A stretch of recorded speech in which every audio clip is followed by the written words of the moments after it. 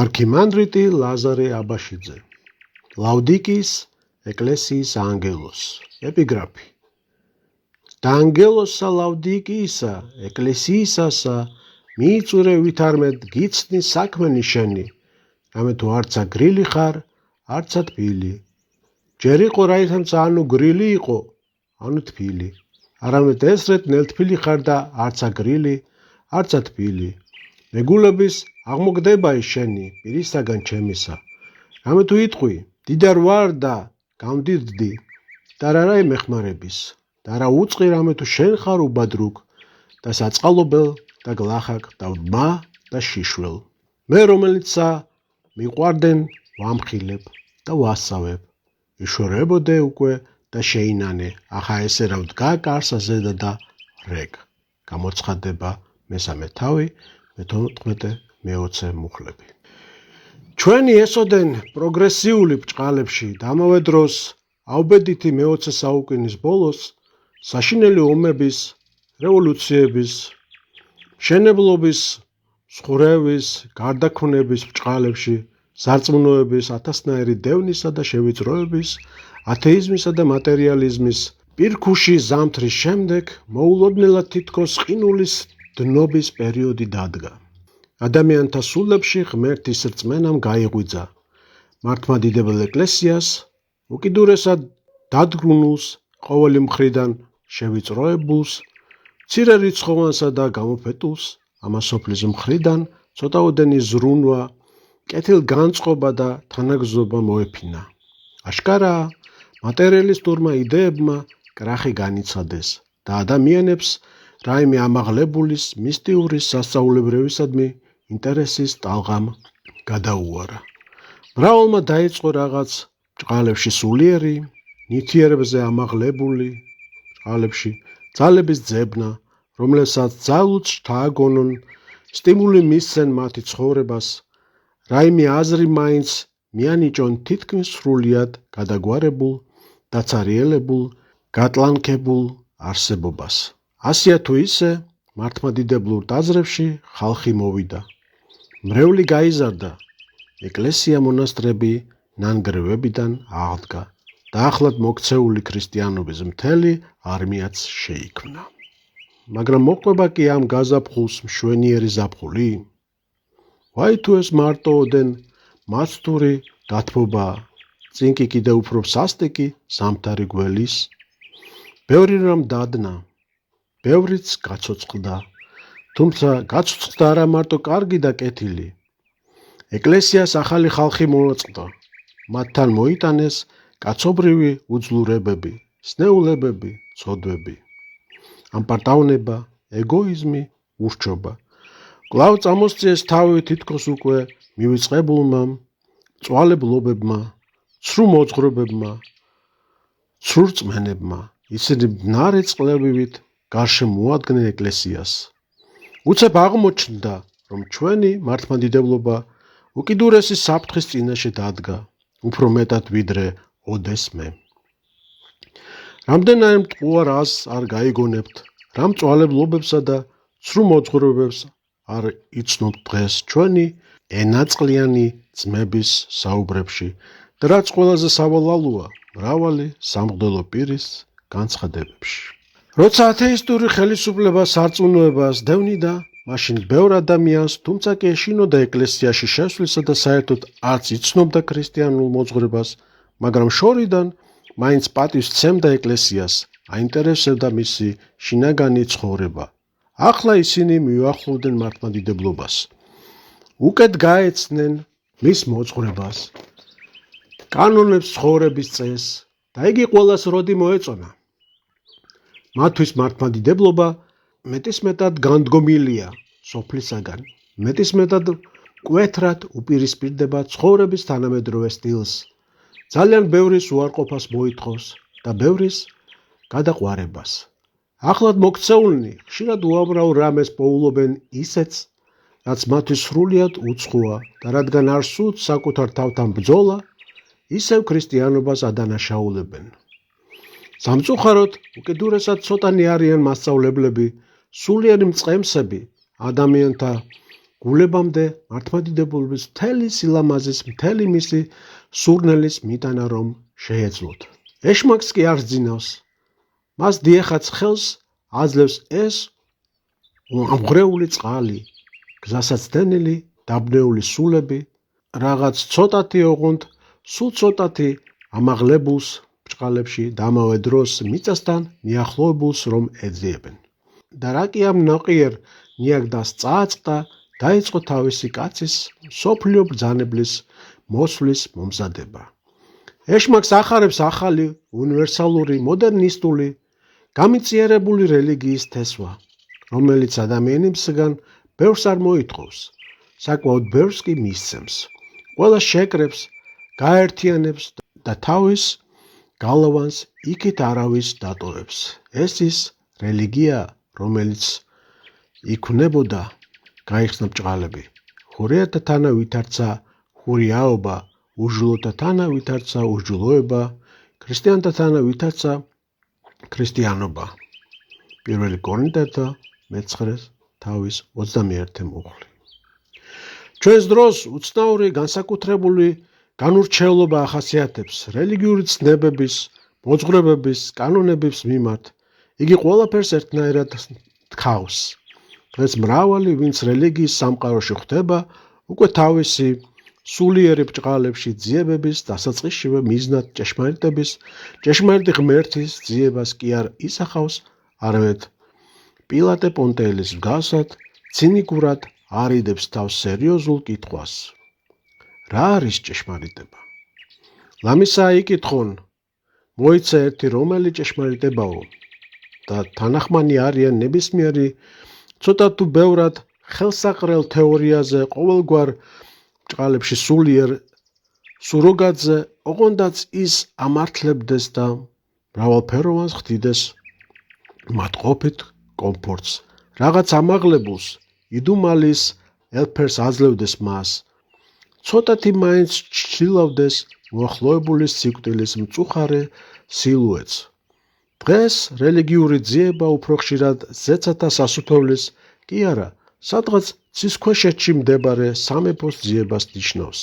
სქელი, ვარდისფერი, ნისლივით რომ დაედებოდა, ისევ იმავე ჩვენთვის ესოდენ საყვარელ მიწას და ისევ იმავე მიწიერ სიამეებს მოგვანიჭებდა, ოღონდ მწუხარებებისა და დაბრკოლებების გარეშე, ძალების, დაუძაბავად და რაც მთავარია, უხვად.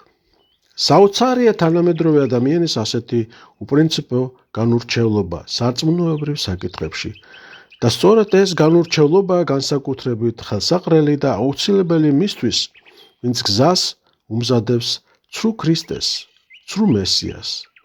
ის, ვისაც ნამდვილად აქვს ძალა და ხელმწიფება, უბრალოდ ანგრევს ერთს და აშენებს მეორეს, ხოლო ვისაც ამგვარი ხელმწიფება არ გააჩნია, ის ტყუილით, ლიქნით, ცნებების აღრევით აღწევს მიზანს. ასე მოქმედებდა სატანა ედემში, როდესაც ჩვენი წინაპრები აცდუნა. ასე მოქმედებდა იუდეველთა საშუალებით, როდესაც ღმერთკაცის მოკვლას ამზადებდა. ასევე იმოქმედებს, როდესაც ანტიქრისტეს მოუმზადებს საყდარს, მაგრამ რელიგიისადმი ესოდენ ზერელე, განურჩეველი დამოკიდებულება და ამავე დროს ესოდენ გზნებარე გატაცება ვერ აღმოცენდებოდა ყოველივე ამას, რომ უხეში, ტლანქი, მატერიის თაყვანისცემის თითქოს მთელი საუკუნე არ უძღოდეს წინ.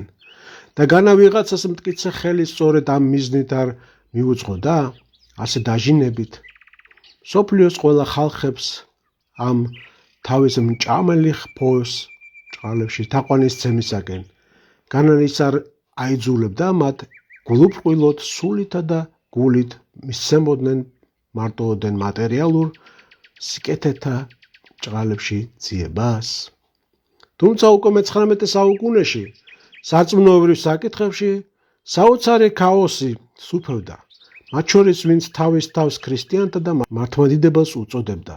ძალიან ცოტა იყო ისეთი ნამდვილად მართლმადიდებლად, რომ გრძნობდა თავს და ასევე აზროვნებდა. თანაც რაოდენ ხშირად იცვლებოდა ჭეშმარიტების სული ხიბლის, ქრისტესაგან განდგომილების სულით. გავრცელდა 1000 გვარი ცრუ რელიგიური მოძღვრებები, მომრავლდა საშიში სპირიტისტული გატაცებები ეკლესიის შენობაში ყოველი მხრიდან ცდილობდა შეღწევა სხვადასხვა მწვალებლობა, ცრუ მოძღვრება, მცდარი აზრი. მე-20 საუკუნის დასაწყისში აღინიშნა ახალ ბრჭყალებში სულიერ ფასეულობათა არნახული აღმავლობით, რაც ფსევდორელიგიურ ფილოსოფიურ შემოქმედებით ძიებებში გამოიხატა, მაგრამ უეცრად ვიღაცის მკაცრი ხელი რკინის ფარდას უშვებს. სცენა საპირისპირო მოქმედებით იცვლება, წყდება ამაღლებული ბრჭყალებში ძიებების ყოველგვარი მცდელობა.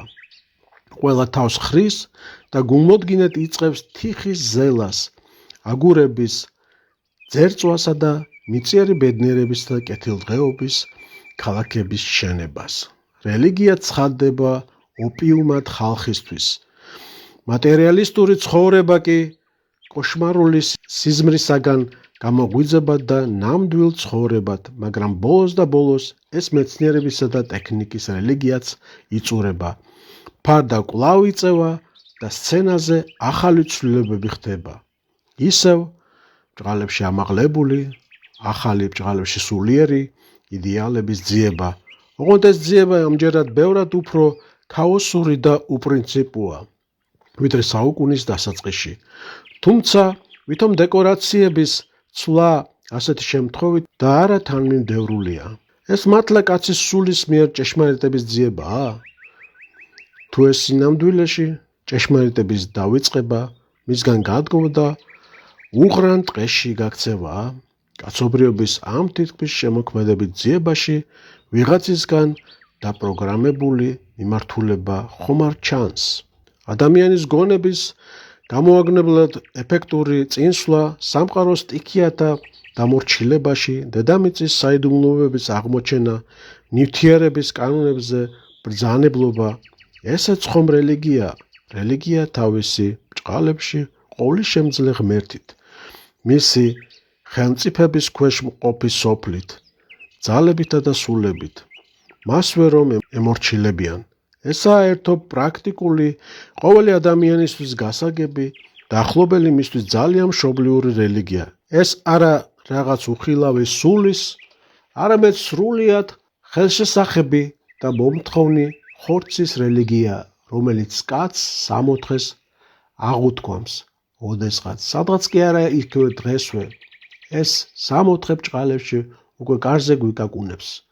საოცრად საამო განცდებს გვთავაზობს და გვირიგეს სიმშვიდეს, სიხარულს, ჯანმრთელობას და რაც მთავარია, სიკვდილის დავიწყებას. თუ მართლმადიდებლობის მამები ამბობენ, მიეცის სისხლი და მიიღე სული, ეს რელიგია ამტკიცებს, ჯანსაღს სხეულში ჯანსაღი სულიაო.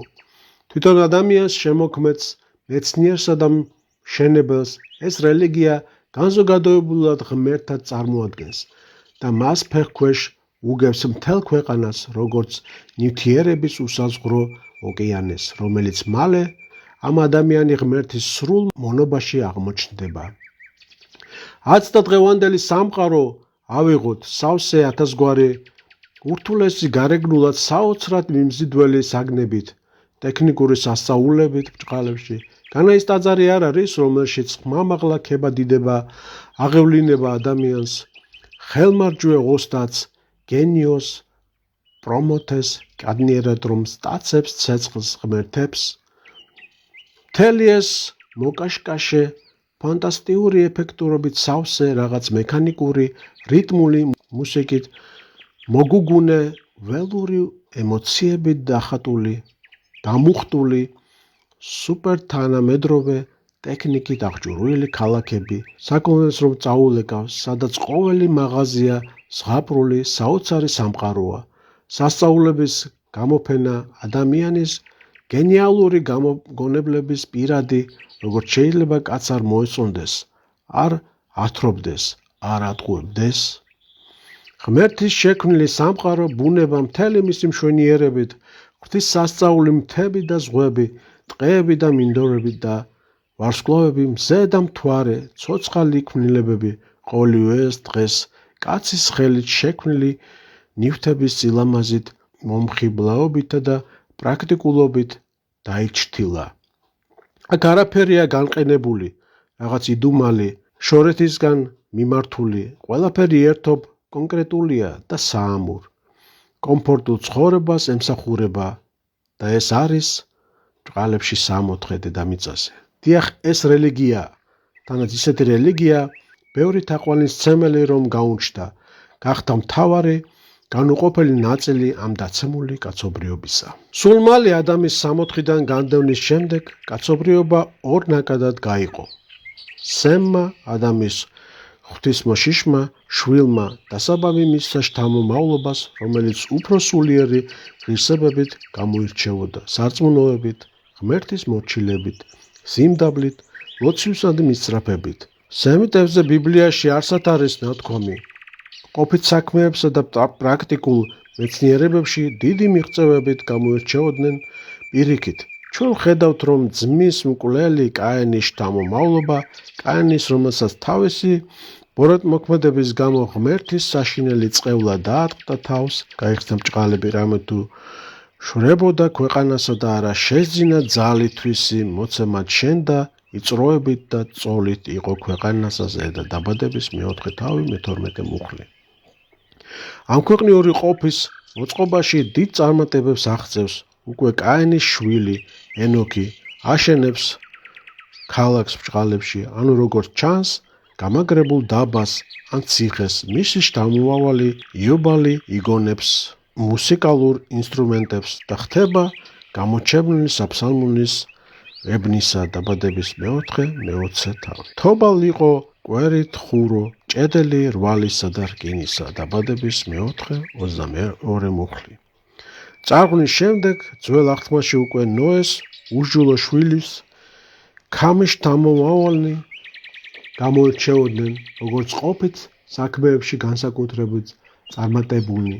მაგალითად, ნებროძზე ნათქვამია, რომ იგი იყო გმირი მონადირე და პირველივე მეფე ქვეყანისა, დაბადების მე-1 თავი, მე-9 მუხლი. ნიშანდობლივია, რომ სანამ ებრაელი ერი ღმერთის რჩეულობის ბეჭედს ატარებდა და ამას ჭეშმარიტი რწმენით ადასტურებდა, სანამ ღმერთისათვის მიცემულ აღთქმას იცავდა, მანამ მიწიერ მეცნიერებებში, მიწიერ სიბრძესა და ხელოვნებაში დიდი წარმატებით არ გამოირჩეოდა. მაგრამ როდესაც უარყო ჭეშმარიტება, ქრისტე ღმერთი დაკარგა თავისი რელიგიური მოწოდება, მაშინ ამასოფლის სიბრძნეში განსაკუთრებულ წარმატებებს და სრულყოფილებას მიაღწია. გახდა ლიდერი მეცნიერებისა და ხელოვნებაში, ასევე ყოფით საქმეებში. აქედან ჩანს, რომ როცა ადამიანი ტოვებს ღმერთს და თვითონაც მიტოვებული ბრჭყალებში რჩება მისგან, მაშინ იგი სინანულის გლოვისა და სიმდაბლის განწყობასაც კარგავს. ეგოიზმისა და თამოთნეობის გზას ადგება და ნაცვლად იმისა, რომ წყალობას თხოვოს ყოველდღიურ ზეციურ მამას, მხოლოდ თავის თავს ეღტნობა. საკუთარი ძალების ამარა ცდილობს მიწაზე ედენის ბაღის მოწყობას. ამ მიმართულების ზოგიერთი ბელადი პირდაპირ აცხადებს. ჩვენ ბუნების წყალობას კი არ უნდა ველოდოთ, ძალით უნდა გამოვტოვოთ იგი. ამგვარად კაცობრიობის მთელი ისტორიის მანძილზე ადამიანის მოღვაწეობის ორ ურთიერთსაწინააღმდეგო ნაკადს ვხედავთ.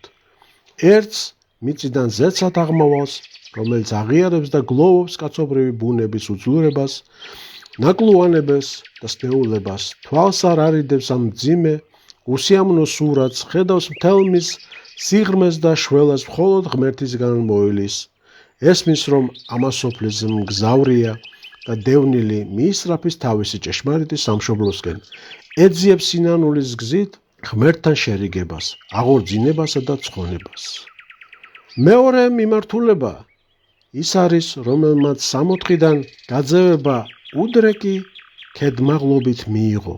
თავისი დევნილობის ადგილის სამშობლოდ ქცევა განიზრახა.